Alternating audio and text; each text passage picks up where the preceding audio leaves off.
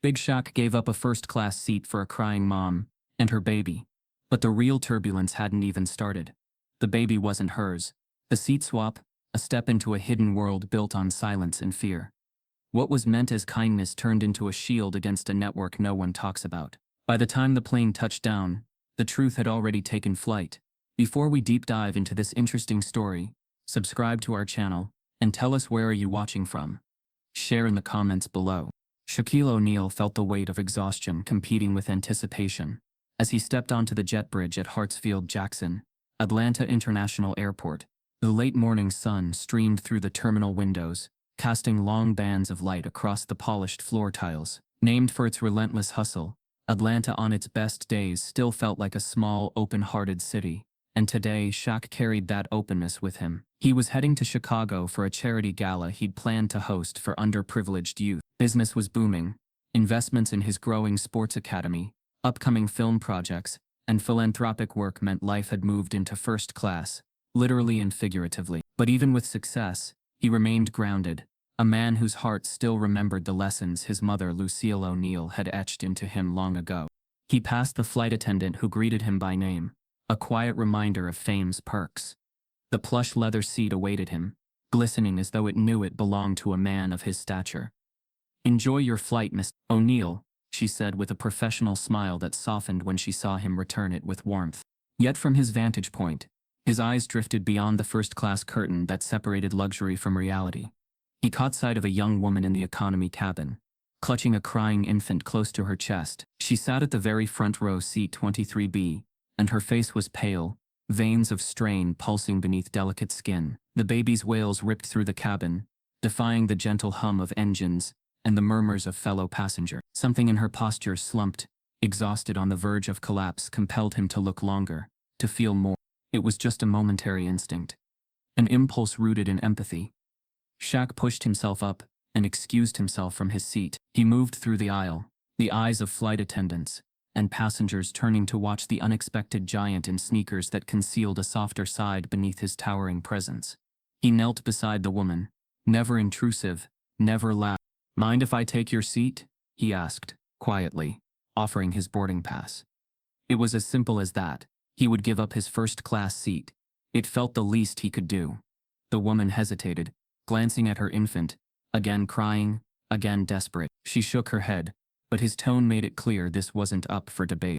When the flight attendant led him back, her expression, equal parts surprise and admiration, matched the murmurs behind them. Transitioning back to economy, closer to the wings and farther from the pampering, didn't faze him.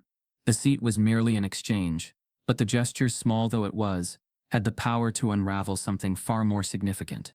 As engines roared to life and the aircraft taxied down runways, Shaq returned to 23B, settling in beside the young mother, who offered him a grateful but guarded smile. She introduced herself as Delilah Hart. The baby's cries softened as Shaq spoke in a calm baritone, a voice that hosts and fills arenas. Yet here his words were gentle balm, coaxing peace out of chaos. He adjusted the seat angle so she could lean back, discovered the tray table would better support the infant's weight, and even offered a tissue. It was hospitality beyond what money could buy. He studied Delilah as she soothed the baby, a fragile temporary peace settling over her. Her clothes were neat enough, but worn. Her cheeks carried a recent sorrow that money couldn't mask. The baby's eyes flickered between Murphy blue and storm gray, a beautiful contradiction. She claimed his name was Jonah. He wondered about their flight path. What had driven Delilah onto this plane? Why she sat here alone, unmoored. The cabin door slid shut, and the seatbelt sign glowed on. Shaq braced himself, not for turbulence in the sky, but for the restless curiosity gnawing at him. Every muscle in his extraordinary frame relaxed, but inside he braced himself for whatever might come from an incidental selection of a row, a baby, and a mother in tears. The engines grew louder, and the plane rolled forward, delivering them both into the controlled fragility of 30 feet. As the ground fell away, Shaq listened to Delilah's trembling voice. She whispered that Jonah had been crying non-stop since they boarded, that she'd missed her connection, and that winding up on this flight felt like a final throw of dice. A flight to Chicago, where relatives were supposed to be waiting, but weren't, where hope dwelt, tenuous and unresolved. Shaq felt an ache. He reached for a drink from the flight attendant, water in 2 cups. He handed one to Delilah, She managed a steady sip while his turned attention to the baby. Jonah stopped crying, his fists clenched at his chest. In silence, with the sky beyond the window eclipsing the world below, time slowed to an almost cinematic moment. Stranger beside stranger, bond forged not by proximity, but by necessity. He thought of Lucille all those years ago, how she had taught him to look closely at people's hands, their eyes, the tremor of their voices. She'd shown him that small gestures could reshape a life. He glanced at Delilah's suitcase peeking from under the seat. No name tag visible, no bag tags to trace her path. A mother and baby clinging together. No financial trappings to signal trajectory. The flight attendant passed again and nodded at Shaq as if affirming an unspoken question. Can you keep watch if she stands?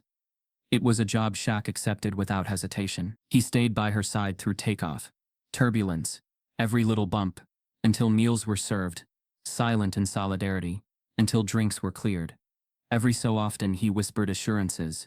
It's okay, though he wasn't sure who needed hearing it more. Delilah or himself. Mid-flight, just when jets climbed toward cruising altitude, he caught her eyes fix on a screen, embedded in the seat back. A news story played. The name Marcus Wells flashed in coverage about a missing child. Jonah's furrowed brow. Delilah's widening eyes. She closed the screen and bit her lip as though puncturing a wound. Shaq's pulse quickened. There was a tension rising like a second storm, one of suppressed fear, hidden stories. A seat exchange had become the opening act of a deeper drama. He offered her a sip of juice. She took it, and the baby reached and brushed his cheek. In that moment, something unspoken passed between them. This wasn't just one seat, and this wasn't just assistance. He was an unexpected ally, someone who had chosen to see beyond status and comfort, who had chosen humanity. The engines hummed, and the high-altitude glow washed around them, creating a silent cocoon. Every other first-class passenger was miles away now, figuratively and literally. The cabin had grown intimate, space compressed into shared vulnerability. Shaq's hand hovered as Delilah hastily tucked the baby blanket closer.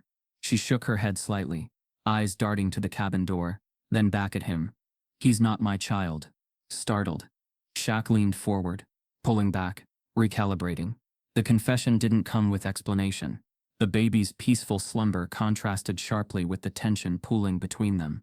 But in her voice was something born of desperation. She spoke of needing Jonah to be alive, of keeping him away until she could ensure his safety. Lambent's suspicion gleamed. Survival had made her cagey. Mystery rippled like wind on water, smooth at first glance, but layered beneath. Shaq watched her face, shadows below her eyes, but a defiant light behind them. Protection and fear warred in every line of her jaw. He remembered Chicago's skyline approaching, the lake shimmering beneath them.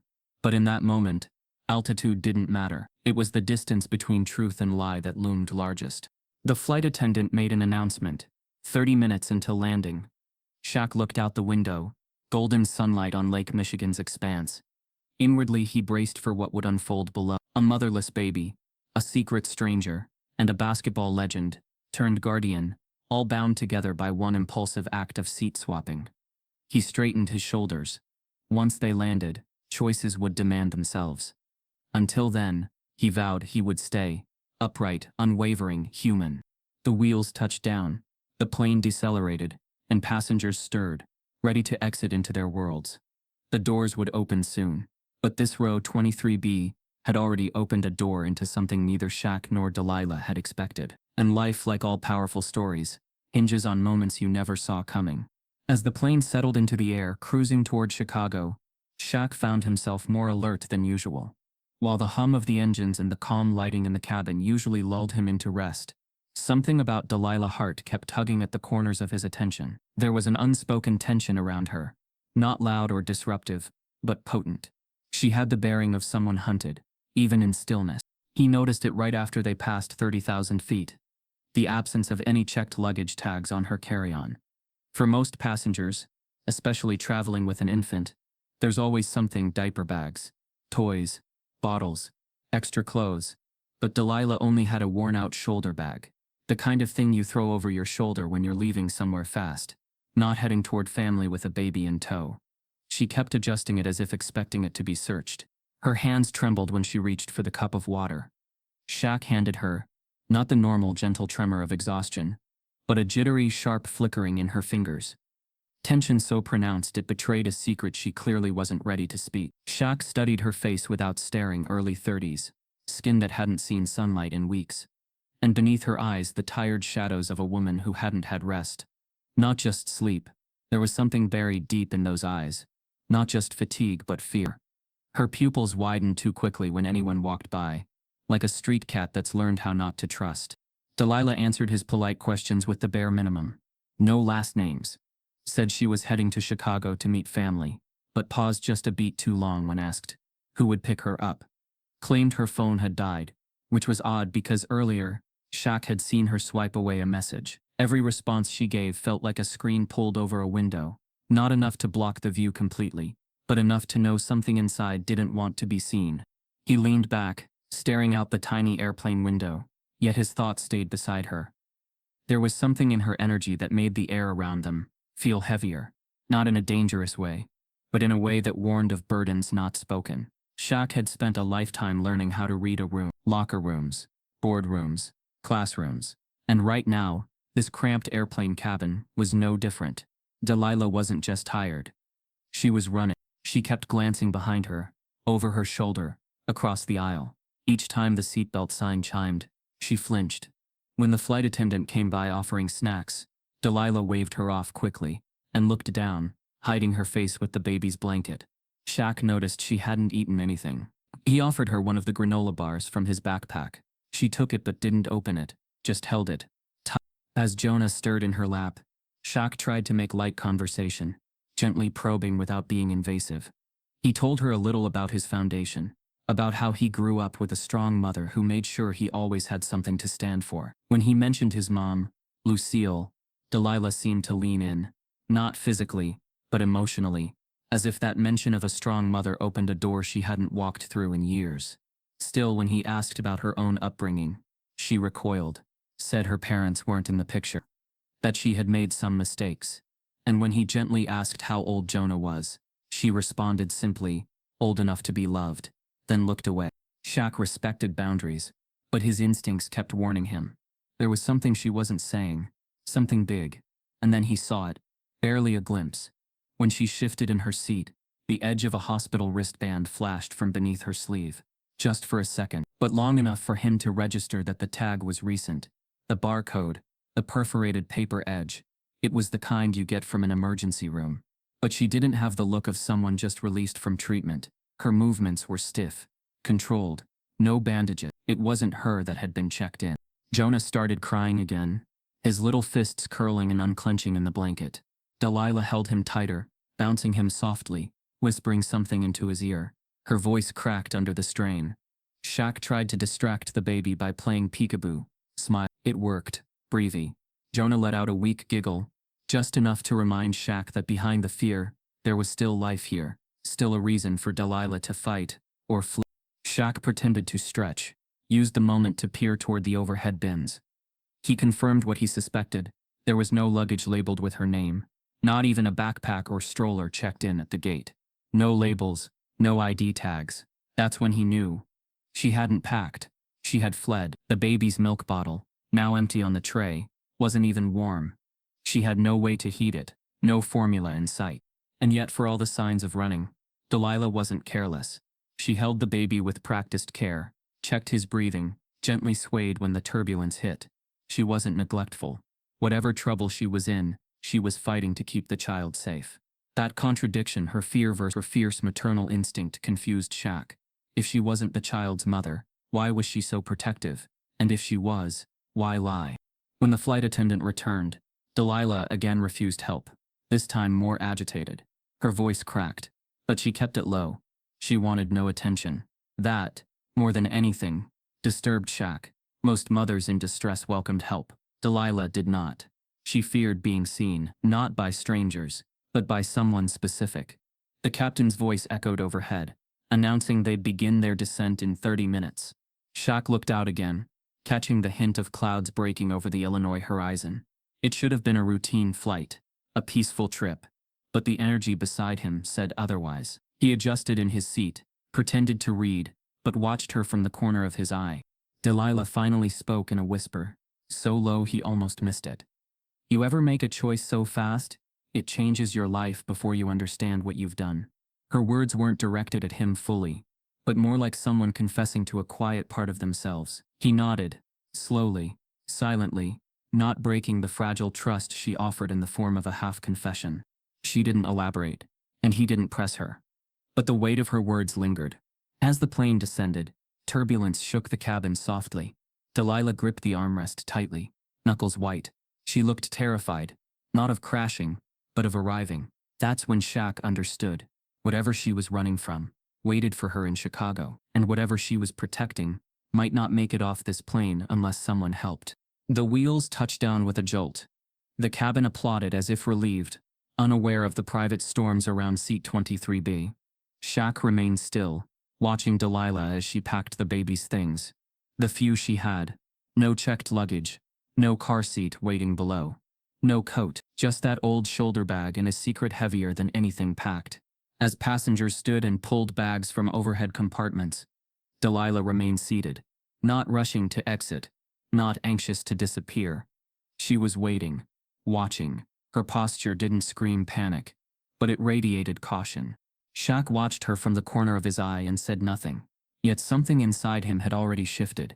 He wasn't sure what role he was about to play. But one thing was clear. This woman had entered his life at 30,000 feet not to stay hidden, but because someone needed to see her before she disappeared completely. And somehow he had become the person fate chose to witness what came next. The landing had been smooth, almost deceptively so.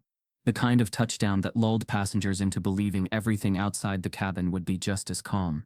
Shaq remained seated as those around him moved with purpose, grabbing overhead luggage, calling loved ones, checking watches, but 23B remained strangely still. Delilah held the baby close, her arms wound tight like a second layer of muscle. Her eyes flicked up and down the aisle, catching reflections in the cabin windows. She wasn't looking for the exit. She was looking for a threat. Shaq's instincts told him not to speak. The bond between them, fragile and unspoken, rested on silence and observation. He let the moment breathe. As the baby stirred, fussing under the thick blanket, Delilah reached into her coat pocket for her phone. She fumbled it, fingers slipping against the screen's smooth surface. It dropped with a quiet clack to the floor, screen facing up, text window still open. Shaq reached down to retrieve it before she could, just a reflex. He wasn't snooping, not consciously, but the screen lit up as he grabbed it, and for 1 second, a single charged beat, his eyes caught a glimpse of what she'd been typing. If I don't make it to Chicago, look for... And the recipient? Bishop. No last name, just that single word. No emojis, no explanations. And the message, unfinished, cut off mid-thought, like the very act of typing it had triggered panic. Delilah snatched the phone from his hand with a speed that didn't match her earlier exhaustion. Her fingers wrapped around it like armor, her eyes narrowing for the first time, not with anger but with terror. Sorry, Shaq said, low and calm. But she didn't answer. She just stared at him, eyes flicking from his face to the phone, then to the window. The baby fussed again, unsettled by her energy. She pressed her lips to his forehead, rocking slightly. It was a movement more for herself than the child. Shaq leaned back into his seat, heart thumping, not with fear but with an emerging clarity. That text wasn't a casual check-in. It was a contingency.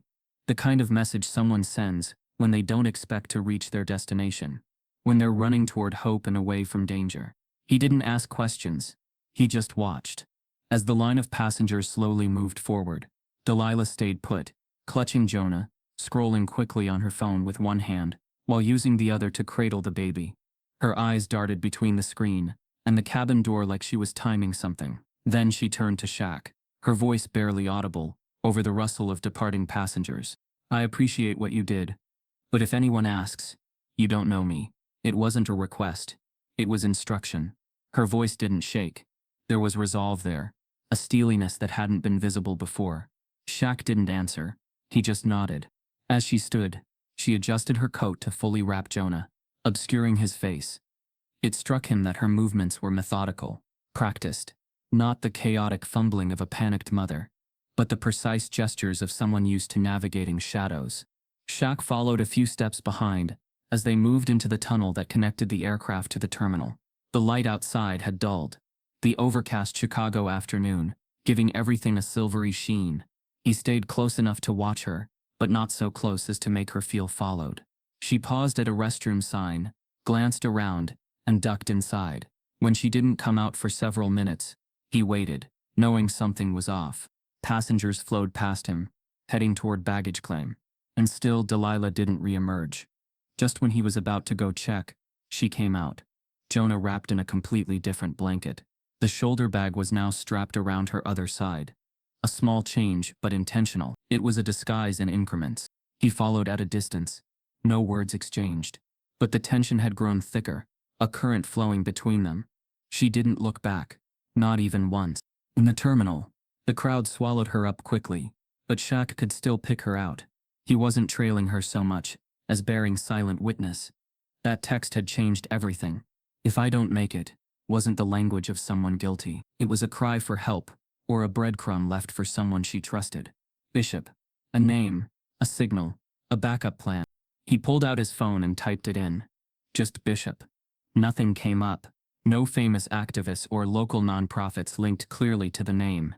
It could have been a street name, a code, or someone completely underground. Shaq made a mental note to dig deeper later. For now, he moved to the rental car area, picked up his keys, and waited by the glass window overlooking the curbside drop-off. And that's when he saw her again. Delilah stepping out from the crowd, glancing both ways, then slipping into a silver sedan that hadn't come from the taxi queue. No license branding, tinted windows. Someone had been waiting for her. Shaq's pulse quickened. He strained to catch a glimpse of the driver, but the angle was bad. Still, the way Delilah got into the car, hurried, head down, no hesitation, confirmed one thing: this wasn't a family pickup. This was either a rendezvous or an extraction, and it didn't sit right. He stood frozen as the car eased into traffic and vanished among the others. For a moment he considered chasing them, calling someone, doing something. But he didn't. Not yet. Instead, he stared at the spot where the car had been, fists clenched at his sides, heart pounding with the weight of an unresolved moment. What stuck with him wasn't just the message. It was the look in her eyes when she saw him read it. That wasn't the look of a con. That was the look of a woman who knew time was running out and didn't expect anyone to come looking. He pulled out his phone again and typed the message into his notes, word for word. If I don't make it to Chicago, look for incomplete. Like a story missing its ending. Shaq stared at the blinking cursor for a long time, then closed the screen. He wasn't sure what role he'd been cast into: rescuer, bystander, witness. But he knew one thing: he'd just stepped into a story bigger than himself. And now, there was no way to walk away. The city of Chicago unfolded outside the car window in long gray waves. Glass buildings reflected the pale light, and downtown's buzz hummed just beyond the glass. Yet Shaq wasn't focused on the skyline. His thoughts had slid backward, pulled from the present by the force of memory. The woman, the baby, the unfinished message. It had stirred something in him that he hadn't touched in years. Something buried, old, but never forgotten. He leaned back in the seat, eyes distant, mind pulled into a time when things were simpler on the surface, but turbulent underneath. He was a teenager then, tall already, taller than most grown men. A shy, observant boy who lived by the rules his mother laid down, not just because she was firm, but because she was fair. Lucille O'Neill didn't raise her son to chase fame. She raised him to chase truth, and the first time he ever saw what justice cost, it was her who paid the price. He remembered the smell of the courthouse lemon wax on floors, cold air that bit at your arms, even in the middle of summer. He sat on a bench outside the courtroom in his best church clothes, knees bouncing, the sleeves of his blazer slightly too short for his growing arms. Inside, his mother sat on the witness stand, back straight, voice calm. She was testifying in a case that had already divided their community. A young black teen named Jalen Ray had been stopped by a white cop, Officer Durham, in their neighborhood. A street where every porch held memories, where barbecues happened in open yards, and kids rode bikes late into the evening. Durham claimed Jalen was loitering near a pawn shop with intent, claimed he had something in his hand, said he fit the description of someone involved in a robbery, but everyone on that block knew Jalen. He was 16, a quiet kid who delivered groceries to old Miss Hattie on Thursdays. No criminal record, just happened to be in the wrong place, wrong skin, wrong time. Lucille O'Neill had seen the whole thing. Her living room window had the perfect angle. She saw how Durham had pulled up fast, how he got out already shouting, how he hadn't waited for an answer before pushing Jalen to the ground. She saw Jalen's hands go up. Empty. No threat. Just a boy caught in a moment made deadly by someone else's assumption. Testifying wasn't easy. That courtroom was full of tension. Police lined the back wall. Lawyers whispered constantly. And every eye turned to Lucille like she was the one on trial. But she didn't flinch. She told the truth, clearly and without anger. She didn't dramatize. She didn't accuse. She just stated facts. Shaq had watched from the hallway, seeing men and women from his neighborhood offer her silent nods as she passed. But there were others too. Cold stares, tight-lipped glares from people who didn't want the system questioned, especially not by a single black mother with a son of her own. When she stepped out of that courtroom, Shaq noticed her hand was shaking, not out of fear but from adrenaline, from the weight of knowing she had done something that might come back around. Jalen was eventually cleared. Charges dropped. The evidence Lucille provided contradicted Durham's account. But Durham wasn't charged. He was quietly moved to another precinct. The system protected him. The community protected itself. That case didn't end with a headline. It ended with silence, and yet in that silence, something fundamental changed inside Shaq. That was the day he learned that truth didn't always lead to justice. But silence never would. Back in the car, as traffic inched forward, Shaq's jaw tightened. He'd carried that lesson into every room he'd ever entered. Locker rooms, boardrooms, interview chairs. He knew the cost of speaking up, knew what it meant to carry yourself like a mountain when the world wanted you small. He'd seen his mother defy expectations with a voice calm enough to cut through bias. And now, sitting in this city with Delilah Hart vanishing into shadows, he felt that same gravity return. He thought of the way Delilah had said nothing when he returned her phone, how her eyes had begged for something more than help, begged for understanding without interrogation. It reminded him of Jalen's mother. Years ago when she came by their house with pound cake and tears, she said, "Lucille, you didn't just save my son, you reminded me the world can still be good." Shaq had tucked that away. He'd built his life on being the good in a world that often wasn't. He funded scholarships, rebuilt schools, spoke to young men who were one wrong decision away from disappearing. But none of that made him immune to what he'd seen in Delilah. That was deeper than charity. That was legacy. He thought again about her change of blankets, the way she swapped her coat, changed her position in the terminal. It wasn't random. It was strategy. She had done this before, or someone had trained her to do it. Maybe she had escaped something, or maybe she was in over her head. Either way, she was playing against rules she didn't make. And the child, Jonah, he was at the center of it. Shaq knew that fear, the same fear Lucille had when she sat him down at 15 and told him to never reach suddenly, when a cop pulled him over. The fear wasn't about guilt. It was about survival, about how your skin made you a suspect before you ever said a word. He recalled that courtroom bench, the hard edge digging into his back, the way he clenched his fists when someone snorted behind them during his mother's testimony. He remembered thinking how unfair it was that truth needed defending, while lies walked out the back door. And yet Lucille never changed. She never let bitterness grow. She just kept showing up for the truth, for the kids on the block, for him. Now decades later he felt that same need. Delilah hadn't asked for his help. But sometimes the people who needed saving didn't speak up. They left clues. Clues like unfinished messages. Clues like changing a baby's blanket in an airport bathroom. Clues like gratitude coded in fear. The car stopped at a light. A street performer juggled oranges on the corner. Life moved around him. But inside, Shaq was still in that courtroom, still watching his mother do what no one else would. He pulled out his phone, opened the message he'd copied from Delilah's screen. Still incomplete. Still unanswered.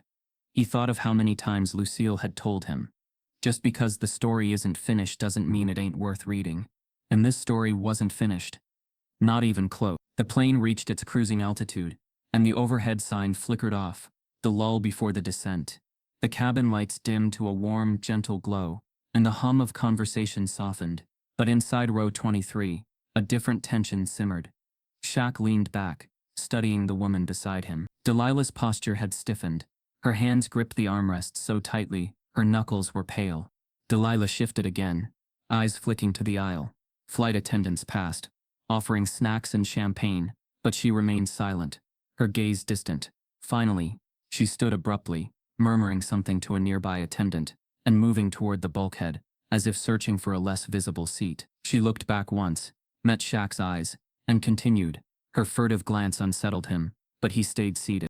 Moments later she returned, voice uneasy. "Please, don't call my name if you make an announcement," she asked quietly, leaning toward Shaq as the flight attendant walked away. Her tone lacked arrogance, just raw fear. Shaq suppressed a sigh. He watched as she adjusted Jonah against her chest, whispering soothing nonsense into the child's ear. He reached out, lightly brushing her arm. "Tell me who's waiting in Chicago," he said softly, keeping his tone calm and caring. "Just tell me one name." Delilah's eyes flickered to his, confusion and fear mingling. She shook her head, retreating into silence. Turbulence hit without warning. The plane shuddered violently, rattling overhead bins, and sending murmurs across the cabin. People gripped seats, eyes widened. Delilah gasped, and closed her eyes, tight. Shaq held his breath until the plane leveled out again, and then let it. Her reaction told him more than words ever could. She wasn't panicked at the turbulence. She was scared of what lay ahead. When the turbulence stopped, he braced himself. "Look," he said, drawing her attention. "I want to help, but I need to understand what we're flying into." His voice was firm yet gentle, the kind that demanded honesty without force. She turned away, gaze fixed on the gray sky beyond the window, and Jonah followed her gaze with innocent wonder. Quiet stretched between them for agonizing minutes. She rocked Jonah, rocking him back and forth, murmuring again. Her eyes filled with tears, silent, brimming with memory. Finally, she spoke. "They're going to kill my son, unless I deliver him." Her voice was barely audible, but the weight of it crashed inside Shaq's chest. Every head in the cabin wasn't just facing turbulence.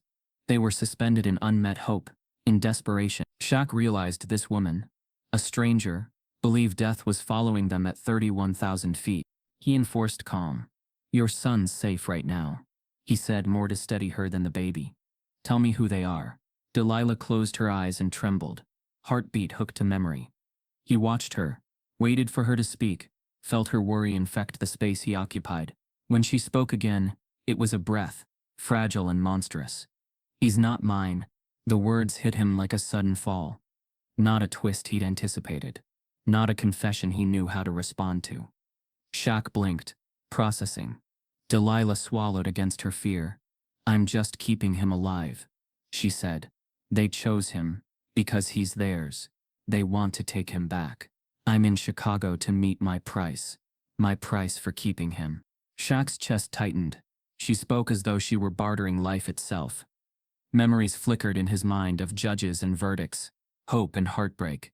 But this was beyond legal reckoning. This was black market, underground deals, and broken promises for profit and power. She kept talking, voice low. "They have their network. $500,000. No questions." She looked at her lap, then at the baby. "If I drop him off, it's done. If I don't." She didn't finish. The cabin dropped into another tremble, mild this time, but enough to knock a tray table askew. Passengers around them started fidgeting again. Shaq swallowed, his judgment crystallizing. He could call someone, he could try to reassure her, or corner her, but the instinct he inherited from Lucille was clear. Protect the vulnerable first, ask questions later. "Tell me where," he said, emotions threaded with steel. "I'll find a way." Delilah shook away tears. "They're meeting me at a cafe near O'Hare," she whispered. "Corner table. I can't send you the address. You can't come in. You'll blow it." She pressed Jonah's cheek to hers. "If I do this wrong, they'll know. They'll come after me. Or him." The fear in her eyes mirrored all the mothers he'd met, who'd done anything to keep their children safe. But this mother could lose a son she never knew. Shaq squeezed her shoulder. "We'll figure it out." He watched as the baby drifted asleep, chest rising and falling smoothly now. If someone wanted Jonah, they didn't care whose arms he was in. They wanted ownership. They shared a long silence, broken when the flight attendant approached them. She blocked her gaze, as though decoding the tension between them. Shaq turned to her first. "Could I get a glass of water, please?" She nodded, eyes empathetic. He waited until Delilah refocused, then whispered back, "Thank you," and he caught Delilah's eye. The flight attendant waited, uncertain. Shaq softened his tone. "No name announcement, please." She nodded again, aware. When she left, Shaq exhaled. You're going to need a plan, he said. Not just a money drop. Delilah looked at him, so small in the seat beside him. I can't, she said. They know I have someone. Bishop. They'll follow me from the moment I land. She closed her eyes. They're paying for him. They're paying for me to stay silent. Shaq thought of the unfinished message. Bishop. The name he'd started tracking on his phone. White space after death. After disappearance. He finally asked it outright. Who's Bishop? Delilah swallowed. She pulled out her phone and typed one word. Brother. That word crumpled in space between them. The revelation that she hadn't been lying, that the person awaiting word had a name rooted in kinship, honed the stakes. Blood. Shaq's mind raced. A showdown at O'Hare. Clandestine cafe. Money. It wasn't a prison sentence, but it might as well be. With Delilah's brother waiting for her to vanish, to disappear into margin or celebration. Bishop was someone waiting in dark, someone who could be ally or liability. The tension spiraled further when Delilah continued. If this doesn't go right, have him find Bishop. The calm in her voice masked fury. If I don't make it, they'll kill me on sight. Tears rolled down her cheek, almost unnoticed. Shaq wordlessly wiped them away. He'd seen defeat in eyes before, but he'd never allowed someone else's life to rest on cowardice. He'd step up because his mother had stepped up when things were darkest. That memory burned inside him. Let me call Bishop, he said. Let me find him. We'll take it from there. Delilah shook her head. Exasperated. No calls. They monitor. She took a breath. If they suspect me talking, they'll start over. Or worse, Bishop may not pick up if it's not the call. She swallowed. They told me one phone, one shot. Shaq looked at her. He turned away, stared at the overhead bin, as if searching for an answer in its sealed lid. Then he turned back. I'll figure something. But this ends, either with them taking the money and walking away, or you two safe. That's it. He couldn't guarantee resolution, but he could guarantee effort. Turbulence rolled again. This time he braced without fuss, welcoming the jab, because it reminded him of why he was here. Not just as legend, not just as celebrity, as human, as guardian, as witness. Delilah reached across, holding his hand, not out of gratitude, but as alliance. Don't tell me you've got it all figured out, she whispered. That never helps. Shaq shook his head. I don't. He didn't know what the next few hours would bring, but he knew this. He would stand. And for Delilah and Jonah, he would stand right beside them, in turbulence and beyond. The silence hit Shaq like a thunderclap in a vacuum. The plane was mid-descent, cutting through gentle clouds, engines humming steadily, trays up, seatbacks straightened. Passengers were quiet, the early afternoon sunlight casting golden hues through oval windows. But for Shaq, one silence roared louder than the jet engine's drone. The baby wasn't crying anymore. Jonah, who had whimpered and fussed through most of the flight, now lay unusually still in Delilah's arms. No whines, no shifting, no restless coos, just silence. Delilah's arms were wrapped tightly around him, and her face was angled away, but something about the way she held him seemed wrong, not nurturing but frozen. Shaq's instinct screamed. Hey, he whispered, nudging her shoulder gently, his voice edged with concern. Is he okay? Delilah blinked, slow, almost as if waking from a trance. He's just sleeping, she said, but the way she said it, too quick, too rehearsed, tightened something in his chest. Her hand trembled slightly as she adjusted the blanket, revealing Jonah's tiny foot. And that's when Shaq saw it. On the inside of the baby's ankle, partially concealed by soft cotton, was a faint tattoo, not inked in decorative lines, but sterile, functional. A barcode. It wasn't large, but it was unmistakable. A single rectangular grid of numbers and black lines, the kind used to scan groceries, library books, packages. But this was on a child. This wasn't parent-approved body art. This wasn't medical. This was branding. Shaq leaned back slowly, his heart hammering now not with fear, but recognition. This wasn't about a custody dispute. It wasn't a runaway mother, or a messy breakup. This was darker. This was organized. This was trafficking. Delilah noticed him looking. Her shoulders slumped, like the weight of what she'd been carrying had finally cracked her. You weren't supposed to see that, she said, voice hollow. Shaq didn't speak. He didn't need to. The pain in her expression said everything. This wasn't a mistake. It was a prison. I didn't want to tell you, she whispered. I didn't want you involved. But now, She trailed off, then took a breath as though surfacing after years underwater. I was part of it. Shaq's eyes stayed locked on hers, calm but unblinking. She looked away, toward the window, toward the city drawing closer, but her words continued, unraveling like a confession she'd rehearsed in the dark for years. They recruit women, mostly runaways. Girls who don't have homes, don't have families. They promise safety, promise purpose. I was 17. I believed them. They gave me a name, a job, a place to sleep. And then they took everything else. She paused, exhaled, looked down at Jonah with a mix of guilt and devotion.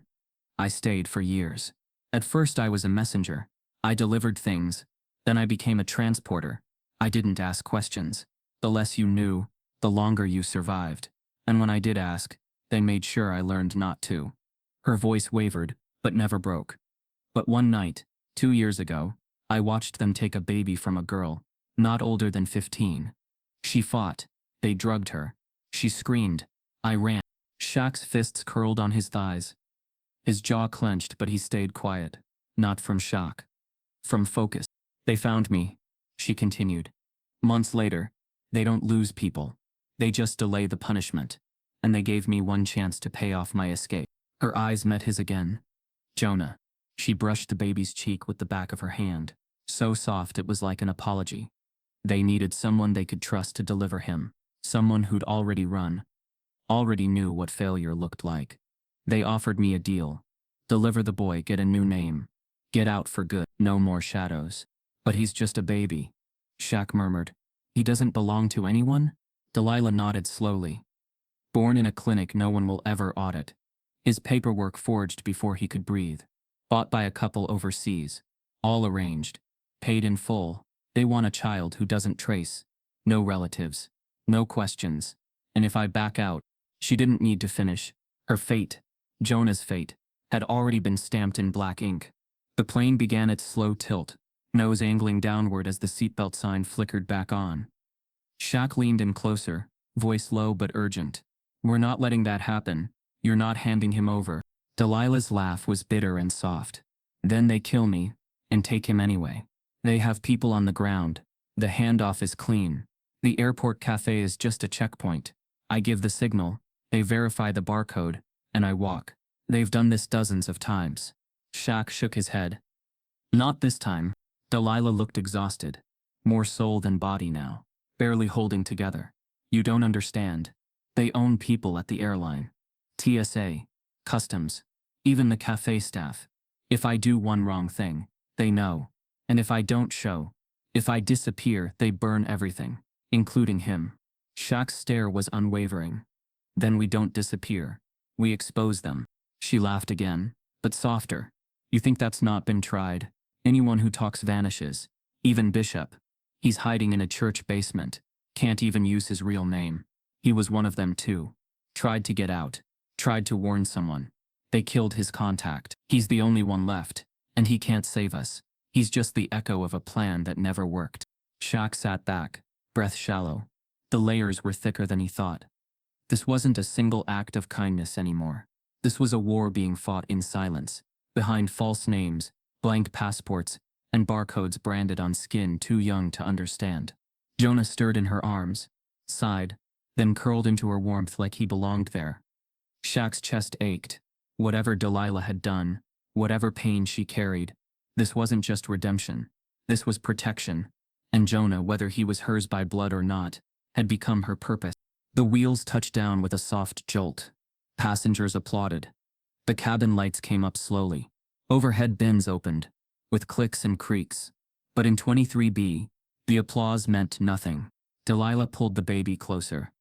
Whatever happens, she said, promise me if I can't get out. Promise me you'll find Bishop. Tell him I didn't stop trying. Shaq nodded. He didn't promise out loud. His silence was his vow. And as the plane taxied toward the gate, the barcode still etched in his mind, he knew this story hadn't started on the plane, and it wasn't ending at the gate. The aircraft taxied toward its gate, its wheels humming a low, drawn-out sigh as if the steel bird understood the moral calculus unraveling in seat 2. Shaq sat rigid, his broad frame nearly swallowing the cramped seat, but his mind was elsewhere, churning with a dilemma so complex, so weighted, It pulled the air straight from his lungs. Delilah clutched Jonah close, her head tilted toward the window where light was fading. Her eyes were no longer darting. They had settled into a kind of resigned calm, like someone walking willingly into a storm, fully aware of the lightning.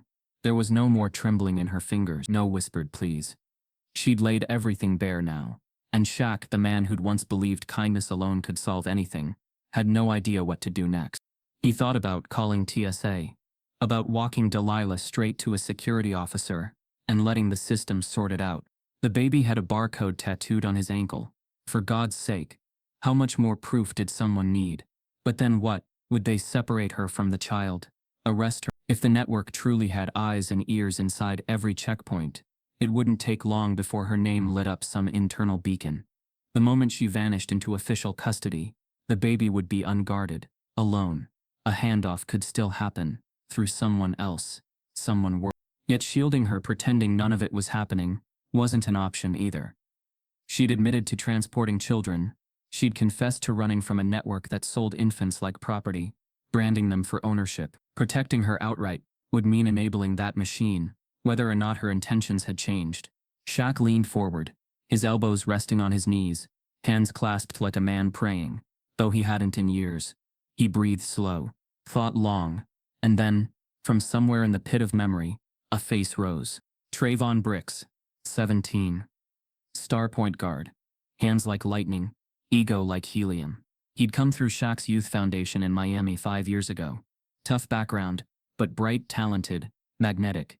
Everyone said he had the makings of a D1 standout, but he also had that edge, that rawness that came from too many nights spent dodging trouble.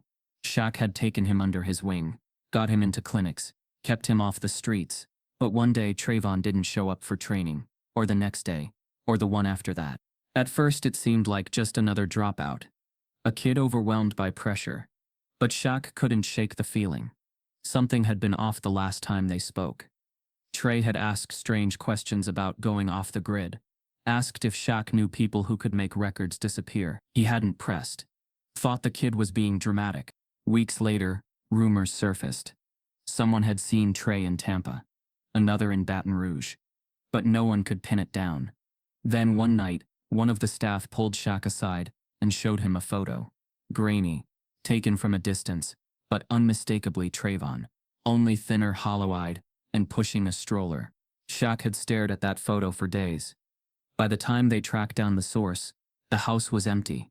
Fake IDs, burned phones, vanishing trails, no sign of the baby, no sign of Trey. The case went cold, and the guilt never did. Shaq had failed him, and now, all these years later, the echoes of that failure were screaming again, in the form of Delilah Hart. He sat upright, as the intercom buzzed. Ladies and gentlemen, welcome to Chicago O'Hare International Airport. Please remain seated with your seatbelts fastened. The baby stirred in Delilah's arms. She gently kissed the top of his head. It was such a simple, motherly act. But it gutted Shaq, because she wasn't his mother. And yet she was the only shield between Jonah and the abyss. Listen to me, Shaq said quietly but with weight. You're not walking out of here alone, and you're not handing him over to those people. Delilah's eyes flicked to his, wide, alert.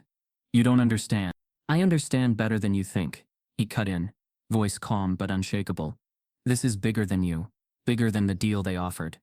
This is a pipeline, a system that eats people alive. You were part of it. I won't hold that against you, but you're not going back in, and neither is that child. Delilah looked like she was about to argue, but then she closed her eyes. Something in his tone, an authority born not from power but pain, stopped her. But if we don't show up, she whispered, they'll know. They'll come looking. They'll burn everything I've ever touched. Shaq nodded slowly. Then we don't go invisible. We go loud. He pulled out his phone, thumbing through contacts until he landed on one marked Trey D. Unlisted. Trey Donovan. A retired PI who once exposed a fake talent agency trafficking kids in LA. A man who owed Shaq more than a favor. He hit dial. Trey, I need you at O'Hare. Terminal 1. 10 minutes. I've got a situation. Yeah. One of those. And Trey, bring the quiet ears. He ended the call and turned to Delilah.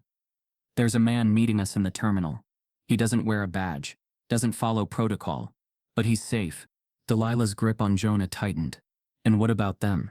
They'll be watching. Let them watch, Shaq said. We'll give them something worth watching. The cabin door opened. Passengers stood, retrieved bags, began shuffling forward. Shaq and Delilah stayed seated. The flight attendant gave him a discreet nod, somehow aware this row needed space. When the line thinned, Shaq stood first, grabbing her bag, gesturing for Delilah to follow. She rose, moving stiffly, every step rehearsed. Jonah didn't make a sound. The walk through the jet bridge was silent, measured. Shaq's eyes scanned every corridor, every face, and then just beyond the arrival hall, he spotted him, Trey Donovan, in a gray hoodie and jeans, leaning against a vending machine, like a man waiting for his niece. His eyes caught Shaq's, and he straightened. Trey walked up slow, unassuming. "We good?" he asked, glancing at Delilah, then at the baby. "Not yet," Shaq said. "But we're trying." Trey nodded. "Come with me. We've got a van outside. No tags, no records. We'll debrief at the safe house." Delilah hesitated. "And after?" Trey gave her a long look. "After? We find Bishop, and then we bring the whole thing down." She didn't move, but Jonah stirred again, reaching toward Shaq. That tiny hand closed the space between hesitation and resolve. She followed. As they walked through the terminal, past bustling families and coffee carts, and smiling staff, Shaq knew eyes were on them. Somewhere, someone was watching, measuring the moment. And he hoped, no, he dared them to follow. Because this time Shaquille O'Neal wasn't walking away. He was stepping into the fight. The fluorescent lights of the arrival gate buzzed overhead with a sterile chill that felt nothing like the warmth of victory. The flight had landed. Wheels had touched down. But the war Shaq stepped into was just beginning. He walked beside Delilah and Jonah, every footstep echoing with intention, alert to every face that looked too long, every figure that stood too still. The airport was a jungle masquerading as a corridor of commerce. Delilah's hands were clenched on the strap of her bag, her shoulders hunched just enough to signal caution. Jonah slept with an eerie calm, unaware of the vultures possibly circling beyond the glass walls. The moment they reached the gate's threshold, a man stepped forward, clean suit, shoes like mirrors, a face sculpted by Botox or pride, maybe both. He moved like someone who didn't need to ask for permission because he believed he already owned the space. "Mr. O'Neal," the man said, voice like smooth paper hiding a razor. He flashed a legal badge with one hand and extended the other, empty and too rehearsed. "Creed Monroe, I'm Delilah Hart's legal counsel." Shaq didn't take the hand. He looked him over. Perfect hair, a pin on the lapel that didn't belong to any known bar association, and a smile that hovered a beat too long. Creed's eyes scanned Shaq, then Delilah, then Jonah. Not a glance of warmth. Inventory. Delilah froze beside him. Not fear, recognition. Creed noticed. "No need to be nervous, Miss Hart. We're just here to ensure the safe transfer per contractual terms." His voice dipped as he spoke, like someone lowering a cage over a bird. Shaq stepped between them slightly. "She didn't mention you." Creed's smile didn't fade. "We're not in the habit of disclosing client information mid-flight." Then he turned, without permission, and began walking toward baggage claim. "Let's talk where it's quieter." Shaq followed, not because he trusted the man, but because he needed more time. He tapped twice on his phone, screen still inside his jacket pocket. A pre-coded signal. It would ping Trey Donovan and his team with coordinates. They'd come in plainclothes. Quiet eyes, fast feet. Delilah lagged behind, her footsteps reluctant, almost whispering in protest. Shaq slowed to let her catch up. "He's not a lawyer," she muttered, her voice just above breath. "I've seen him before. 2 years ago. He was at one of the homes. He oversees collections." Shaq's stomach tightened. Collections. That meant Creed wasn't just a messenger. He was an enforcer, dressed in law, dripping with legitimacy, but oiled with threat. They reached an alcove just beyond the luggage carousel. Creed turned, phone in hand now, typing. "Let's make this simple. The child is to be released within the hour. Payment's been confirmed. We'll provide Ms. Hart a travel voucher and relocation documents. No further obligation after the exchange." Shaq didn't answer. He watched Creed carefully. The man wasn't sweating. That told him everything. Someone who's bluffing always sweats. Someone who's been doing this for years, who's delivered lives as property, and still sleeps, doesn't. What if we want to contest the contract? Shaq said calmly. What if she changes her mind? Creed paused, then smiled. That would be unwise. A breach would nullify all protections, and we wouldn't want harm to come to anyone, especially the child. There it was. A threat, dipped in diplomacy. Shaq's phone buzzed once. A code from Trey. They're in the terminal. 5 minutes out. May I speak to Ms. Hart alone? Creed asked. Shaq shook his head. No. Creed's eyes flickered. A beat. The first crack. I understand your concern, Mr. O'Neill.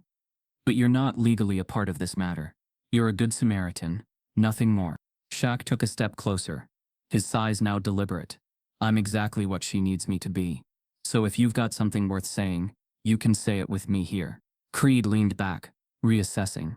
Do you know what happens when people interfere with our operations, Mr. O'Neill? Shaq stared at him. Do you know what happens when I make a phone call? A flicker of panic now. Creed reached into his coat slowly. Shaq tensed, but it was just another card. Your foundation. Your charities. Your endorsements. Beautiful things, built with a lot of trust. Shame if someone questioned them. Tied you to the wrong people. Shaq smiled. Cold. You're bluffing. Because if you had dirt on me, you'd lead with it. Creed faltered. Shaq saw it. Just a heartbeat. But enough. Tell your buyers, Shaq said. They're not getting the child. Creed narrowed his eyes. And what will you do, Mr. O'Neill? Raise him? You think this ends with a protest speech? Shaq turned to Delilah, then Jonah. No. It ends when the system burns. 3 more buzzes. Trey was in position. Shaq's phone vibrated. He stepped back just slightly, enough to answer discreetly. We've got him. Signals locked. We're tracing his digital footprint now. Trey's voice whispered. Backups coming in through gate 2. Shaq returned his attention to Creed. Here's what's going to happen. You're going to walk out of here like a ghost. No confrontation. No scene. But your face, your voice, your every move from today, already recorded, sent to an off-site server. The second anything happens to her or that child, every bit of it goes public. Creed's face twitched. You don't know who you're dealing with. Shaq stepped even closer. Neither do you. Creed hesitated. Then, with the same plastic smile, he tucked the fake badge into his pocket, turned, and disappeared into the crowd. Shaq waited. Delilah hadn't breathed. Jonah stirred, and the airport continued as if nothing had just happened. But everything had changed. A predator had walked away, and a reckoning had begun. Trey Donovan moved like a man who'd never believed in coincidence. His years as a private investigator had made him allergic to them. That's why the moment Creed Monroe walked away with fake credentials and threats dripping from his tongue, Trey's gut went to work before the algorithms. Inside his rental SUV, parked curbside outside Terminal 1, Trey's fingers raced across the keyboard, connected to a military-grade laptop.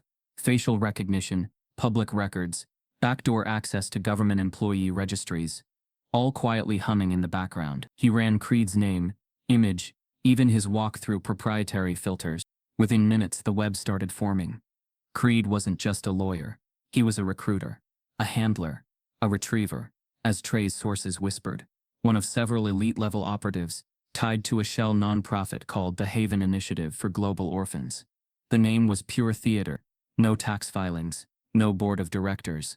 Just a series of forged adoption documents, routing children to private airports and confidential foster agreements. It wasn't international aid. It was domestic trafficking wearing a charity's face. Trey hit a deeper vein when he uncovered financial ties between Haven and the Wingards, a high-profile, politically shielded family from Virginia, whose own son had died of an undiagnosed genetic disorder 2 years prior. Since then, they'd quietly sought a child with a near-matching DNA profile. Jonah's barcode, Trey realized, wasn't just for tracking. It was a key, a match. Back inside the airport, Shaq kept one eye on Delilah, one on the exits. They hadn't moved far, just to a coffee shop tucked behind baggage claim, where lighting was poor and security was sparse. Jonah stirred, but didn't cry. Delilah's arms stayed locked around him, her eyes darting toward every moving figure. Trey's voice buzzed into Shaq's earpiece. Creed's not just a rep, he's the funnel. And he's got money on both ends. Families desperate for kids and recruiters, desperate for cash. Jonah's a genetic fit for a family that can cover 7 digits, clean. Shaq's heart sank, even as his jaw hardened. So they're not after Delilah. They're after the baby. No, Trey corrected. They're after both. She's the liability now. She's not scared anymore, she's conscious. That makes her dangerous. Across the terminal, a group of 4 men in matching charcoal suits appeared at the far escalator. They didn't wear badges, didn't talk to airport staff, but their eyes were sweeping. Shaq noticed one lean into his sleeve, likely a discreet mic, and nod. Confirmation. They were moving in. They're here, Shaq said, standing. We've got 5 minutes max. Delilah stiffened. I can't outrun them. They'll follow. You don't have to outrun them, Shaq said, pulling his hoodie low over his eyes. You just have to not be you for 15 minutes. Trey's voice returned. Listen, I've got a safe house waiting downtown, but we'll never make it through TSA. Creed's guys flagged facial recon. You'll need to reroute through maintenance. Shaq's eyes scanned the ceiling. Maintenance corridors, back passages usually hidden behind janitorial doors, marked as staff only, and forgotten by most. Shaq nodded to a nearby exit marked service access, authorized personnel only. A janitor wheeled a cart through. Shaq approached him, pulling out $100 bill and a gentle smile. Sir, I need your help. He flashed the cash and a photo of Trey. You see this guy in the terminal? Tell him we went through maintenance South Hall. The janitor squinted, nodded, and pocketed the cash without a word. Shaq grabbed Delilah's bag, hoisted it over his shoulder, and said quietly, Stay close, look scared if you have to, but don't look back. They disappeared through the door. Behind them, the suited men passed the cafe, and slowed, realizing something was off. One tapped his ear, the other turned and nodded to a third. They split. Inside the hallway, Shaq led them through dimly lit tunnels, where the air smelled of chemical wax and chilled metal. Each turn they took added a layer of breathless tension. Every maintenance worker passed by without questioning, likely too used to urgent movement to care. Trey's voice returned. You've got 1 floor to descend. At the bottom, turn right. That hallway feeds out into a taxi bay no one uses during construction. I've got a van waiting. Shaq and Delilah picked up the pace. Jonah stirred again. Delilah looked at Shaq. What if they're already waiting at the other end? Then we improvise.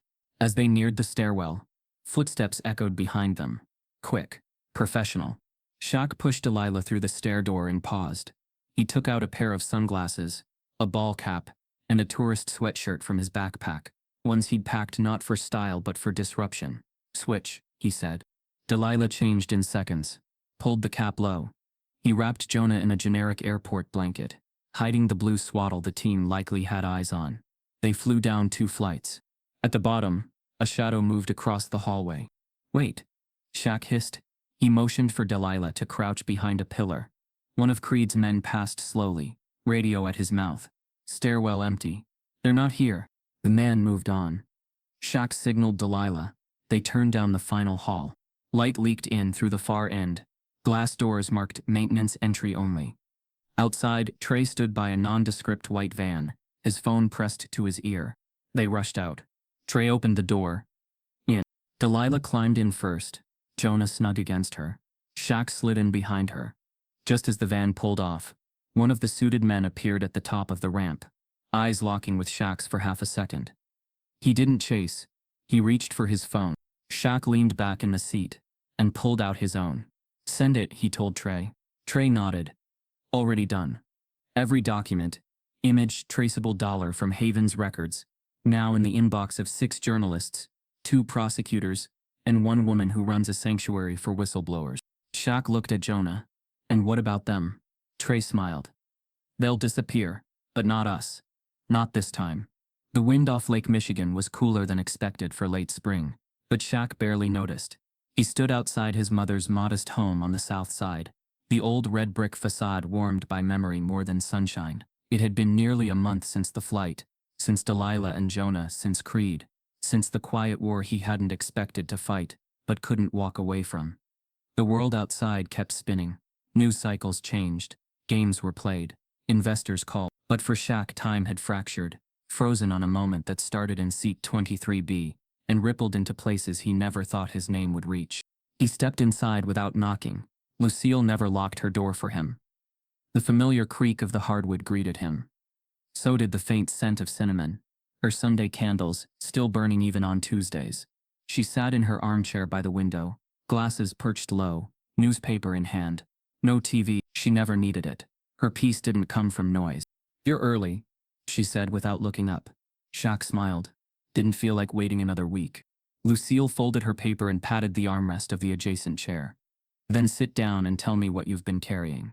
Shaq lowered his frame into the seat beside her, the furniture creaking beneath his weight. And history. He let the silence settle first, like he always did when something mattered. "It started on a plane," he said finally. "A woman crying, a baby crying, and me, giving up my seat." Lucille didn't speak, just watched. She knew when a story needed room to breathe. Shaq told her everything, from the first glance in the economy cabin, to the barcode on the baby's ankle, from Creed Monroe's smile to the maintenance hallway. Escape. He spoke of Delilah's shaking hands, her broken past, her courage to walk back into the storm for someone else's child. He described the network, the retrievers, the fronts, the names too powerful to print. He spoke of Trey, of anonymous testimonies, of news exposés that were still in edit bays waiting for legal clearance. When he finished, Lucille said nothing for a long time. Her eyes stayed on him, soft but sharp, the way they always were when she was deciding how to respond, not as a mother but as a mirror. "You always thought your strength was for the court," she said, eventually. "The stadium. The deal table." Shaq nodded. "But the truth?" She leaned in. "Your strength was meant to be shelter." Her words hit like thunder dressed in velvet. Shaq felt something in his chest crack, not pain but release. "I didn't know what to do," he admitted. "I almost reported her, almost walked away." "But you didn't," Lucille said. "No," he agreed. "Because I remembered you. In that courtroom, alone, telling the truth when the room didn't want to hear it." Lucille chuckled, a low hum. "And they never did." "But it changed something," he added. "I didn't see it then, but now I know." Lucille stood, slow but steady, and walked to the bookshelf. She pulled a framed photo, one of Shaq at 14, holding a basketball with a look that didn't belong on any kid. Behind him, Lucille, hands on his shoulders, eyes firm. "You see this?" she asked. Shaq smiled. "I remember. I told you that day," she said, "that the world won't always see you the way I do. But it's your job to show them who you are anyway." He nodded. And this time they listened. She handed him a letter. No envelope. Just 2 folded pages. "Came yesterday. Postmarked out of state. No return address." Shaq opened it. The handwriting was delicate, unsure, but the words were clear. "Dear Shaq, I can't tell you where we are. Not yet. But we're safe." He's safe. We named him Chance. Because that's what you gave him. A real one. A clean one. I still don't sleep much. But when I do, it's because I know someone like you exists. Thank you for not reporting me. For seeing me. For staying. Tell your mother thank you too. Because she clearly raised you to be more than a name. She raised you to be a shield. Love. D. Shaq read the letter twice, then folded it with a reverence usually reserved for things like game balls or championship rings. But this wasn't that kind of prize. This was heavy. "They're at a sanctuary now," he said. "Somewhere remote. Chance is getting new paperwork. New life. There's even a family lined up. One that passed every background check, every interview. People who wanted to adopt for the right reasons." Lucille sat back down, her breath catching slightly. "That's the kind of ending most people never get." "It's not an ending," Shaq said. "It's just a reroute." Outside, a car horn honked. Kids laughed. Life carried on. But inside that living room, the world had narrowed to 2 chairs, 2 souls, and a truth that needed to be spoken. "Do you regret it?" Lucille asked. Shaq looked at her. "No. But I keep thinking, how many others didn't get that seat? How many other 23Bs are out there right now just waiting for someone to look up?" Lucille's eyes twinkled. "Then maybe it's your job to keep looking." Shaq nodded, eyes stinging. He stood, kissed her forehead, and walked to the door. Before he left, Lucille called out, "Shaquille?" He turned. "You gave up a first-class seat that day," she said, "but what you gave up is nothing compared to what you gave." He smiled. "Yeah, that's the truth that grounded me." And with that he stepped out into the wind. Taller, yes, but quieter now. A man who understood that sometimes the biggest moves aren't made on courts or under spotlights. Sometimes They're made in silence. One seat, one choice, one child, and the whole world shifts. What if the smallest kindness could shatter the darkest systems? If this story moved you, let it change how you see the quiet moments around you. Stay awake, stay aware. Be the person who looks closer when others look away. Because sometimes, justice doesn't knock, it waits for someone bold enough to open the door.